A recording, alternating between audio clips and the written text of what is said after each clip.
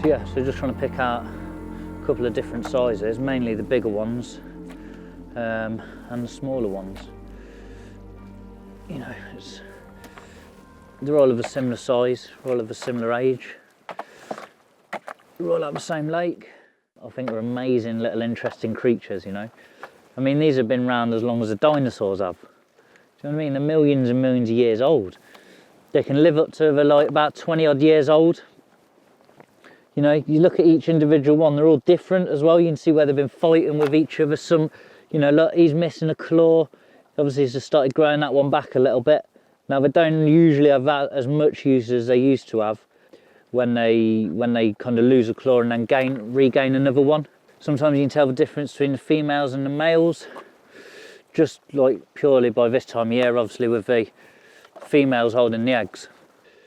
She'll hold the eggs until around March time, when they'll hatch underneath its abdomen here, and they'll stay in like a mucus kind of shell over the top of them until they're kind of a couple of mil long, and then they start dispersing slowly off of the female, and that's it. Once they're gone, they're gone. They're able to spread again through the waters. Regarding my job, I extract and take out crayfish from a couple of various lakes across the water park. It's a job which I love. It's a job which I really enjoy doing. It keeps me in contact with the water, in contact with nature all the time. You know, I've got my hand all day, every day, basically in the water. It's a job unlike no other because you are relying on what inhabits a lake. Sometimes you have good weeks, sometimes you have very bad weeks, and sometimes those weeks can go on for a couple of weeks and a month at a time.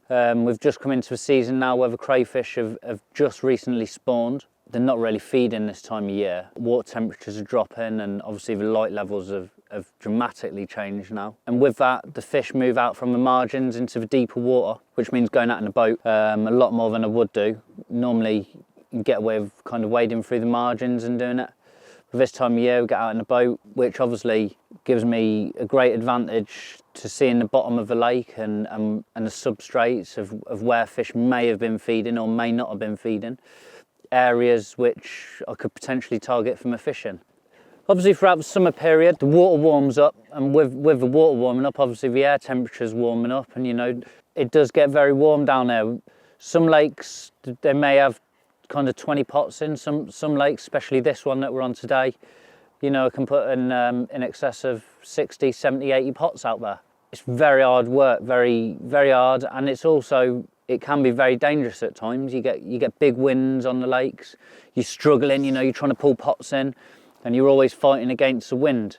It's smelly, it's dirty. I mean, obviously we're using kind of fish for bait, but with that, the hard work, you get your rewards out of it. I mean, naturally you build up a bit of strength and a bit immune to it, to being out in the colder weather like today, and going forward through the winter months. You know, sometimes you can be out on this lake, and it's close to 100 acres in size.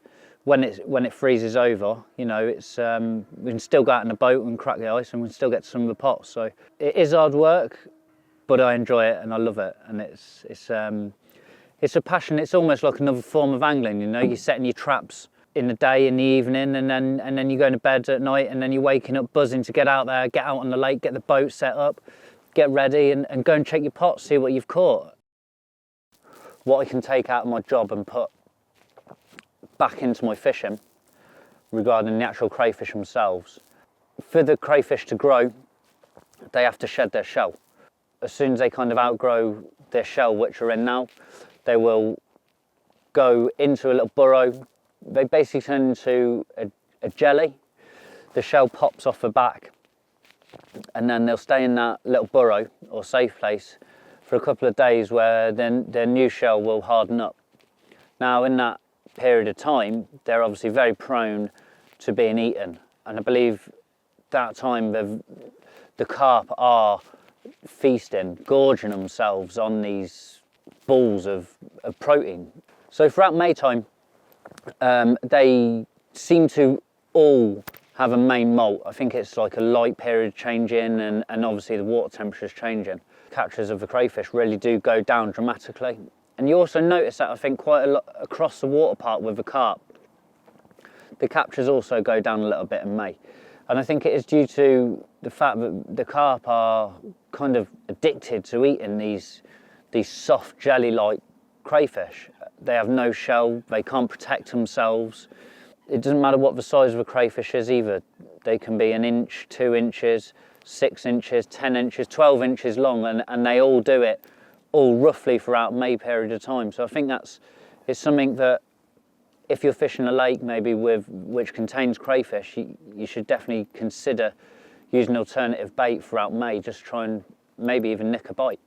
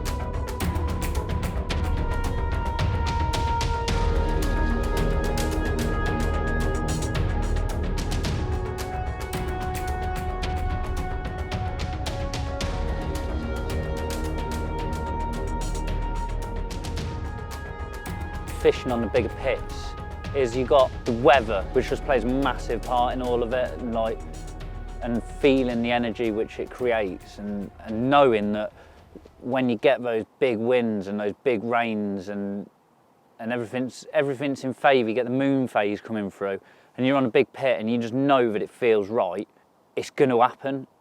The positivity is there, your rigs, you're happy with your rigs, the bait's obviously a massive part in it, and when you're confident with using the top quality bait, you know full well that you could get a bite at any minute. You just never know, but when you're in them weather conditions and you think it's right for a bite, you know, 90% of the time I think you are going to get that bite on these bigger pits. So the lake's based in the water park, Cotswolds Water Park. It's an old pit, and as you walk round through like the apple-laden paths, you know, they're covered in old rotten old crab apples and things, and every time you walk round, you take a footstep on them and you get that autumn smell, and you know that's autumn now when them apples are falling down on the paths and you're kicking them off your boots and everything. There's branches down around the paths from the big winds, and every time you walk round it's almost as if like there's a new tree has fallen down from each wind that we get. And again, which creates another fishing opportunity, or you lose a fishing opportunity, a spot, an area or something, because of a tree from an island or a marginal bank could have fallen down within the lake, and you've got to spend that time up the trees just finding out where they are and the safe places that you can fish. Due to the fact that you can't see all of the lake all of the time, you do end up getting a little bit stuck in swims and concentrating on those areas. But when you see the fish in those areas, you know they're going to be there they could be there for a little bit of time, or they could be there for a couple of hours, a day, an evening. You really can't predict it that much. When you get those conditions on the big pits, like I was saying, it comes together.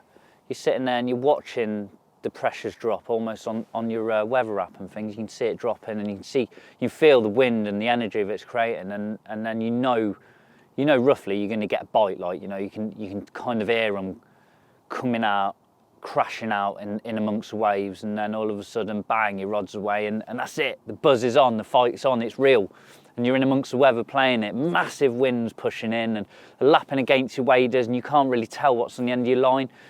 The waves are so big, and you're trying to peer in amongst the darkness, and you've got your red torch just on, like, and you're looking down, and then bang, all of a sudden a big old mirror comes up and the net's under it, and you're buzzing, you know, and you land that fish, you know it's something special, and every fish is special. Like I say, it doesn't matter if it's a 20 pounder, a 30 pounder or a 40 pounder in there, it's everyone's well and truly worked for and deserved.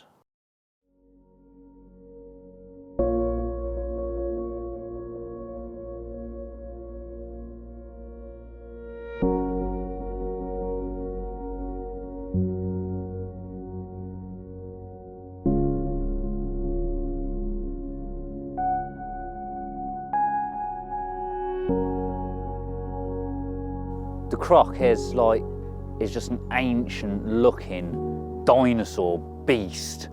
The scales on it are massive. And at times it's got these deep purple colours which kind of come out along it. And you can always tell what fish it is straight away. As soon as you see it, she's the queen of a pond, you know. It oversizes all the rest of the fish in there. I've always wanted to catch that fish. I used to work running the kind of grounds team there. I worked there for around 5 years. And previously to that, I went to Sparshot College with Simon Scott. And part of the course was obviously fishery management. So we were brought up to the Cotswolds to look at various lakes. And one of them, where he obviously brought us to, was the Park Lake. And yeah, on this particular visit, we actually paid to the park. We just so happened to stumble across a group of fish. Yeah, seen a number of fish, and one of them identifiably was the croc. Simon pointed this out to us, and it was a fish always stuck in my mind. You know, it's one that I always wanted to catch one day, not only because of the fish, but because of the park itself. It's various complications that it has, along with the swimmers and the rowboats, the triathlons, the dog walkers, everything about it just drew me to catching that fish. I've seen it banked a number of times over years of working there, and photographed it a number of times for anglers. And after finishing working at the country park, I went away and did a bit of work elsewhere around the country, and ended up finishing that job, and decided that it was time to get back down to the Cotswolds and have a go for her. It was around March time. I got down there, buzzing, absolutely buzzing. I drove a long way. I drove about 4.5 hours to get back down there. Kit loaded in the car. I can remember it like absolutely everything I owned, all my gear, all the bait I could afford at the time. It was stacked. I had a little car at the time, and it was absolutely full of just everything I thought I'd need to go ahead and to get on to catching the croc. I knew this is a time now to really get my head into it and get serious on there. In fact, I think the first night I ended up catching a fish on my first night, a common of around 32 pounds. It was a swim which I ultimately thought I'd probably end up catching the croc from, but I didn't. I caught a lot of fish from that swim, and a lot of the croc's friends, but I never actually caught her from that swim. So it was a very likely looking swim. I knew off to the right hand side of it, 100 yards away again, was the out of bounds, the main area where the fish spend a lot of time, and it was an area which I thought I could almost direct the fish into with putting bait out there. You know, feed them in the out of bounds areas and get them used to and watching how those fish fed. Different colours, the colours that they'd like more than other colours. So I'd roll my pop-ups up by hand and using like a little bit of a spaghetti and just pushing it in between a kind of like 24 miller, and then putting a different colour of each one on top, one of my pop-ups. So they're like slow sinking snowmen just fluttering through the water. You know, and you could see them coming out of snags, and certain colours, they'd take them straight away, and other colours, they'd let them sink down to the bottom, and they'd swim around them a couple of times before they even kind of realised that they were safe and free from a hook, and there was no lines there at all. And I think that was a really interesting part of it, was being able to watch a fish so closely and study them, and study their behaviour of what baits they liked at a certain time of year, how much bait they'd go through and how quickly they'd go through it. Sometimes, you know, you'd be feeding a fish right up until dusk, and then catch that fish later on in the middle of the night, 1, 2 o'clock in the morning. You know, you'd have a take, and it'd be that fish you've been feeding, and you've picked out that kind of hook bait colour which it liked, which on that lake was mainly yellows for me. The weekend I actually caught the croc. I turned up, it was a Thursday, and I turned up in the car park. In the car park itself, there's an unfished bay. It's out of bounds area. You can see them in there. You know, most days that you pull into a car park, you kind of walk through a set of trees, and you look down in there, and there's always 1 or 2 fish milling about. Other times there might be 10 or 15 fish in there. But that particular day, you know, there was a croc sat there. there's one or two of her mates which previously I caught as well, so always knowing that I was going to be close to catching her. But that day there was a change in her, you know. September was a couple of days ahead, and we always know that she comes out around September time. That's a period that you know, a lot of the fish throughout the water park do tend to have that kind of autumnal feed up. And this particular day, she was, not only was she hungry, she knew that she wanted the bait. She knew what was going in. She knew it had been going in the lake regularly on the couple of spots I've been baiting. And I really do think that she'd had a good old feed up that week on the bait itself. You know, I'm fish there for 4 or 5 days maybe, but carried on baiting the 2 areas I was fishing at the time. And yeah, I put a handful of bait down there, and she swam straight over, pushed, literally headbutted one fish out of the way, pushed another one out of the way, straight down on these baits, you know. And like I say, they're 24mm boilers, and she's just sucking them up like a 20-pounder taking 10mm boilers. And when you see that, and you know she's after that bait, like she knows what it is, she knows it's out there in the lake. After seeing all that, obviously feeding in the margin, feeding on the bait, knowing that she wanted it, chose me swim, set up. I spent the first night, that was a Thursday night, spent my night in a swim further up the bank, to where I've been putting quite a lot of bait actually that week. Like I said, I've been baiting two areas, not far from each other. But yeah, got the rods out just before dark, quite a long way out. I think it's probably about 35, 36 wraps. So it's good old chuck out there, you know, a little bit of wading and a big old cast out. And at the time, I think the crayfish were really, really bad, and they were particularly worse in the swim I'd chosen to go in. I only found out by reeling in the morning, you know, and your put is all gone off all your rigs, the vet, all of that, and they've even picked the lead out your leg core. First light, like I say, as sat up, you know, as you do, you get the kettle on, you sit there, you watch the water, and from that swim I could see bang ones come out right over the plateau, which I've been baiting as well. And previously, the month before, I had quite a lot of fish off, you know, I had 3 or 4 fish off of that swim, and lost 2 in one morning as well, which was absolutely devastating. But quickly packed up, hoping that with seeing a fish crash out over my other baited spot, I was really hoping that the fish themselves would push the crayfish out. But it was a no-brainer, you know. I had to get back down that end of the lake, and I had to get back on that spot. So kind of within the hour, I was set up in that swim, rods out, and they were perfect. Everything was perfect. I had 2 fish the first night in that swim. I had a fish on the Sunday. I was really ill, really ill actually, over the Saturday night, and then all into the Sunday. There's the Ironman triathlon was on that weekend, and you know, you got 2,000 or 3,000 people running, swimming, boaters going round all around the lake, and I was just immune to it. I didn't hear any of it going on. I was flat out asleep. I only woke up at the time when Mananga actually woke me up. Quickly spoke to him, asked him if he wanted a cup of tea, got a kettle on, and the rod was away. Daytime bite, kind of 3 o'clock in the afternoon. Beautiful 32-pound 2-tone common. Really nice fish, really hard fighting fish. Confidence was just building and building, knowing that I'd seen those fish in the snags a couple of days before with the Croc. You really are, you're buzzing then, like, you know, I knew something was good, so I made the old phone call to get another night in. I got all the rods out there, absolutely perfect, you know. I was 110% confident with the rigs, the baiting strategy I took. Everything was perfect. I woke up, first light on the Monday morning, sitting there again, you get out of bed. The swim itself's really tight. There's a public footpath runs right at the back of the swim, so you kind of wrapped around, the brolly's wrapped around my bed chair, and direct as a slope, a steep drop straight down to the swim, and the swim's covered in reeds. Just a tiny little cut out through all the reeds to me rods like. And you just sat up, I don't know, maybe 5 or 6 foot above the water, so you've got good view above the water to notice any kind of fizzing or any activity going on the water.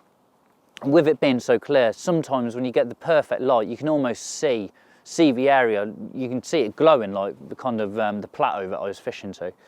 You just see it glowing out there 120, 130 yards out, and there was something right there and then that caught my eye. knowing I'd had fish previously, a couple of morning, you know, the morning before that, Saturday morning, I'd had fish off it in the morning. And then, like I say, the day before, the Sunday, I'd had a daytime bite. I knew to wake up first, like get up and just concentrate, just pinpoint my eyes on that spot and just really focus in on it. Kettle's going, you know, halfway to boiling. The water is almost just sunk in a vortex around and over the spot. A massive patch of fizz has come up where the fish is, it's obviously took my rig and it's charged off, and at the same time it's turned, you know, the water's almost sunk down and then come back up, and the rod has just absolutely melted off. My middle rod has just gone into meltdown, you know, it was peeling line off a very, very tight clutch. There's a lot of weed in the lake, and it was kind of a lot of low-lying siltweed, really like candy floss green siltweed, and when you've got that and your line's going through that, it's a lot of weight and a lot of drag is created. I managed to slowly bring her to a stop, turned her, she started coming in. It's all quite early on in the morning, like 7 o'clock-ish. By this time, she's about 100 yards out in the water.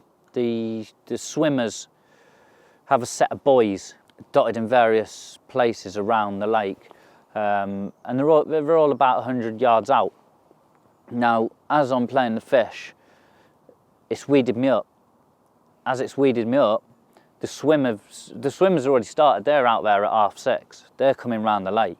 So I can hear this swimmer. I'm looking out into the water and I can see this swimmer. She's getting closer and closer and closer. With each stroke, she's getting closer and closer to my line.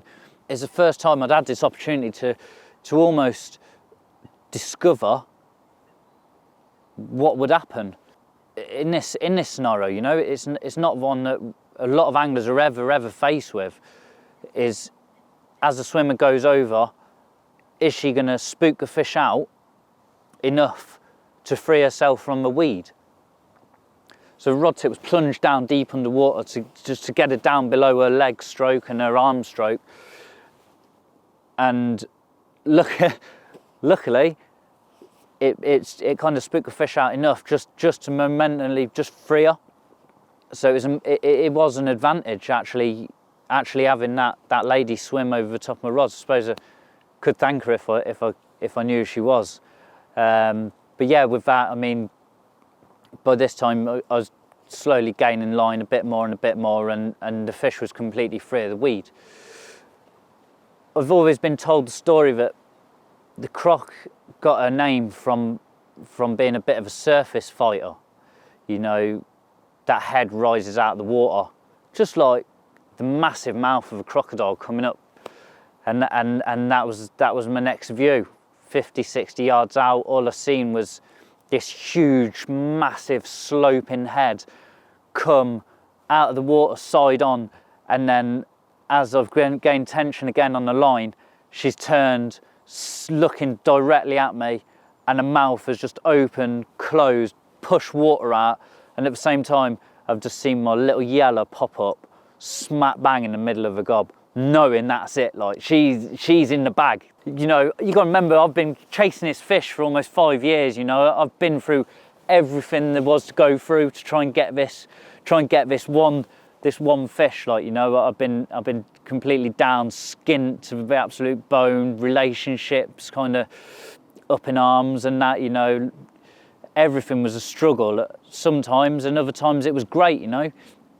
But that moment in time when you reach round and you grab your net and she's coming closer and closer, and you can see, I know 110% this is it. This is the moment. I'm struggling now just to put those words, you know what I mean, that emotion into my words. It took my breath away, that moment. She's gone in the net, and I have just screamed and roared the words Croc, shouting it, so I wanted everyone across that water park to hear that I'd caught her. That was it, she was mine, you know. And the best thing about it, not even the best thing about it, it was an absolute bonus, was in amongst all the celebrations to myself, was my right-hander was peeling line off, and I hadn't even heard it going, you know. screaming, jumping for joy, almost in tears almost, you know, on my knees, like, and the other rod's going, it's ripping off. And you think that rod was only kind of maybe 3 or 4 foot away from the other hook bait. And to a lot of the locals, you know, we all kind of know that the Croc has a couple of brothers. We call them the brothers. I call one the snake brother, a very long fish, very similar Croc looking, massive scales all down, a jet black on top. The Croc usually comes out before or after catching this other brother. So I had a good feeling that it was going to be this fish which for me was the end. That was it. To catch that one was it. That was the closing chapter, like, on that lake, you know. And it very much it went to plan, like, you know. And yeah, looking down into that net then, you know, a mid 40 pounder and then mid 30 pound fish, the two prizes of the lake, the 2 jewels of the lake, you know, it was a dream come true. It really was. It was a long dream, and it come true, and it come right at the right time. It was the ultimate dream for me, and it's a fish and an amazing amount of stories that I will never forget. I'm always going to remember each fish for each individual capture as well. It was a brilliant time on that lake, and you know, you learn so much from fishing the water like that, where you can study and see what the fish are doing, their behaviour, and it's going to be hard to beat that fish, I think, because of the time I spent on that lake, the time that I made available almost to spend on that lake, and the effort and time I put into it was the ultimate capture. You know, it was the dream come true that day.